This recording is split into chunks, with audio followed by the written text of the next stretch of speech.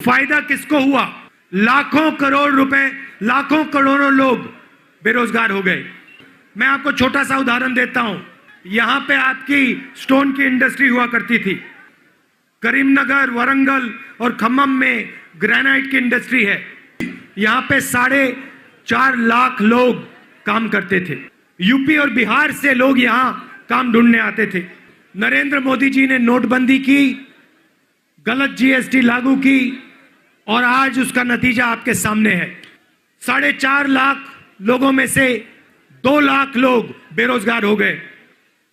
ना state government ने मदद की, ना सेंट्रल गवर्नमेंट ने मदद की। और नोटबंदी और जीएसटी ने यहां पे भय फैलाया, डर फैलाया। इसी प्रकार कर्नाटक में बेल्लारी की जीन्स की इंडस्ट्री को उड़ा दिया। वहां पे भी 4.5 लाख लोग काम करते थे। गुजरात से कपड़ा आता था, छोटी छोटी फैक्ट्रियों में वो जीन्स बनाते थे। कोई सिलाई करता था, कोई जीन्स को धोने का काम करता था, कोई आयरनिंग करता था। पूरी की पूरी इंडस्ट्री नोटबंदी और जीएसटी के बाद खत्म हो गई। मैंने आपको 2 उदाहरण दिए हैं। यहां पे 2 लाख लोग बेरोजगार हुए, वहां पे 4 लाख लोग काम करते थे, आज वहां 50,000 लोग काम करते। नोटबंदी और जीएसटी ने हिंदुस्तान के हर डिस्ट्रिक्ट में ऐसी चोट मारी है। जहां भी छोटे व्यापारी काम करते हैं, स्मॉल और मीडियम बिजनेस वाले लोग काम करते हैं, वहां पे नरेंद्र मोदी जी ने उनका बिजनेस नष्ट कर दिया, खत्म कर दिया। आपको झूठ बोला कि काले धन को मिटाएंगे, सच्चा लक्ष्य अब आपको समझ आया। हिंदुस्तान में करोड़ों लोगों को बेरोजगार कर दिया। मगर ये क्यों करा जा रहा है? ये नरेंद्र मोदी जी और आपके चीफ मिनिस्टर के चुने हुए मित्रों के लिए की मदद करने के लिए किया जा रहा है। हिंदुस्तान और तेलंगाना का पूरा धन चुने हुए लोगों के हाथ में दिया जा रहा है। हिंदुस्तान के पोर्ट्स, हिंदुस्तान के एयरपोर्ट, सड़कें, टेलीकॉम्स, पूरा का पूरा 2-3 लोगों के हवाले किया जा रहा है।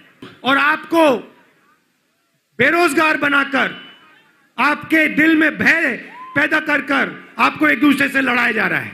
एक भाई को दूसरे भाई से लड़ाया जा रहा है। और फायदा आपका नहीं हो रहा, फायदा चुने हुए लोगों का हो रहा है। आप ये मत सोचिए कि बीजेपी और टीआरएस अलग हैं। सिस्टम एक ही है, सोच एक ही है। भय पैदा करो, लोकतंत्र को खत्म करो और चुने हुए लोगों को फायदा पहुंचाओ। नरेंद्र मोदी जी हिंदुस्तान के लेवल पर शिक्षा और स्वास्थ्य को प्राइवेटाइज कर रहे हैं और वही तेलंगाना में आपके चीफ मिनिस्टर कर रहे हैं। स्कूल्स को यहां प्राइवेटाइज किया जा रहा है और सरकारी स्कूल में फूड पॉइजनिंग कराई जा रही है। सड़क पे मुझसे युवा मिलते हैं, मैं उनसे पहला सवाल पूछता हूं, क्या पढ़ाई की? मुझे कहते हैं, कोई कहता है इंजीनियरिंग की, कोई कहता है सॉफ्टवेयर इंजीनियरिंग की, कोई कहता है एमबीबीएस किया, कोई कहता है आईएएस के लिए पढ़ाई कर रहा हूं। फिर मैं उनसे पूछता हूं, यूनिवर्सिटी के बाद, कॉलेज के बाद क्या करोगे? इंजीनियर बनोगे? सन्नाटा छा जाता है, चुप हो जाते हैं। रोजगार नहीं मिल सकता, इंजीनियर नहीं बन सकते, यह आपकी सच्चाई है।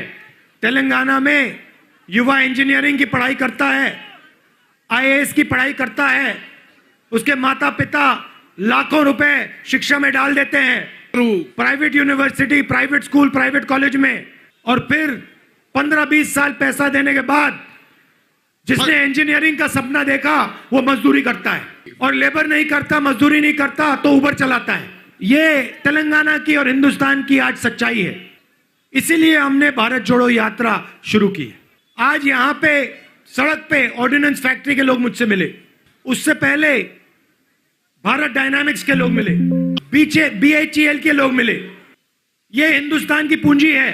साल लगे हैं इन कंपनियों को बनाने में। इन सबको प्राइवेटाइज किया जा रहा है। आप जानते हो प्राइवेटाइजेशन क्यों हो रहा है? क्या लगता है आपको? कारण क्या है? कोई बताए? हाँ भाई और बहनों, इन कंपनियों के पास हजारों एकड़ जमीन है। बीएचईएल के पास हर स्टेट में कुछ ना कुछ जमीन है। जो हमारे दलित भाई हैं, आदिवासी भाई हैं, उनकी जमीन छीनी जाती है, जमीन का हक नहीं दिया जाता। और जो सरकारी जमीन है वो अपने मित्रों को दे रहे हैं। आपके चीफ मिनिस्टर शाम को धरनी पोर्टल खोलते हैं, उनको जनता को शिक्षा, स्वास्थ्य, रोजगार देने का कोई मतलब नहीं है। स्कूल में बच्चों को फूड पॉइजनिंग हो रही है, स्कूल, कॉलेजेस, यूनिवर्सिटीज प्राइवेटाइज हो रही हैं, और शाम को आपके चीफ मिनिस्टर धरनी पोर्टल खोल के देखते हैं किसकी जमीन कहां है, कहां से मैं थोड़ी और जमीन ले लूं, किसने किसको जमीन बेची, वहां से थोड़ा कमीशन ले लूं। ये उनका शाम का काम है। और सुबह वो सिंचाई के प्रोजेक्ट्स को देखते हैं, उनको रीशेड्यूल करते हैं और वहां से पूरा कमीशन उठाते रहते हैं। ये आपके चीफ मिनिस्टर का दिन है। शाम को कंप्यूटर पे धरनी पोर्टल और सुबह इरिगेशन प्रोजेक्ट्स। अच्छा, पार्लियामेंट में, लोकसभा में मैंने टीआरएस का काम देखा। जब भी बीजेपी कोई बिल पास कराना चाहती है, विपक्ष अगर उसका विरोध करे, एकदम टीआरएस बीजेपी की मदद करती है। वो इतना जल्दी होता है कि मुझे लगता है प्रधानमंत्री को फोन करने की भी जरूरत नहीं पड़ती। जैसे लाइट का स्विच जलता है ना खटाक से, जैसे उधर उन्होंने कोशिश की बिल पास करने की, केसीआर जी खटक से ऑन हो जाते हैं, सपोर्ट कर देते हैं। तो भाइयों और बहनों, ये एक साथ काम कर रहे हैं।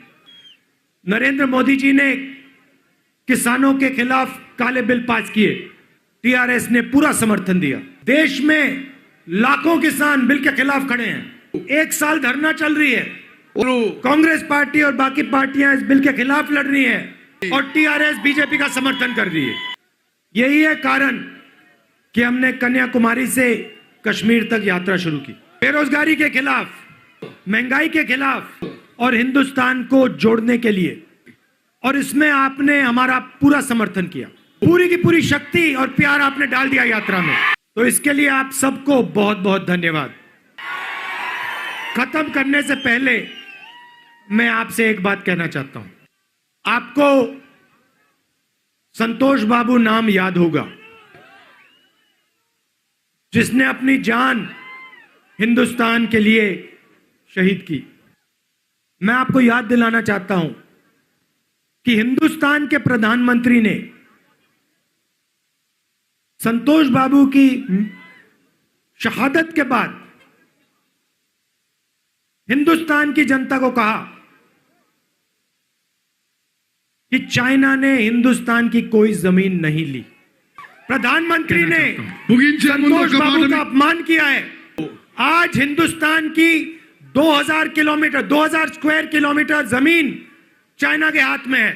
हिंदुस्तान की सेना चाइना की सेना के साथ बातचीत कर रही है, नेगोशिएशन कर रही है जमीन वापस लेने के लिए। 2000 किलोमीटर मतलब दिल्ली से ज्यादा जमीन उठा के ले गए। संतोष बाबू की शहादत का अपमान किया प्रधानमंत्री ने, झूठ बोलकर। चाइना के पास 2000 स्क्वायर किलोमीटर हिंदुस्तान की जमीन आज है।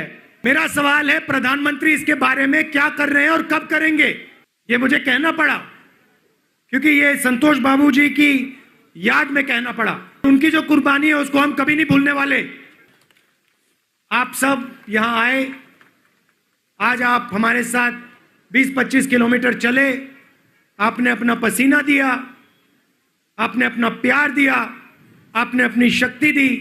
इसके लिए आप सबको दिल से बहुत बहुत धन्यवाद। 1500 किलोमीटर चलना आसान नहीं है, मगर आपने मुश्किल काम को आसान बना दिया।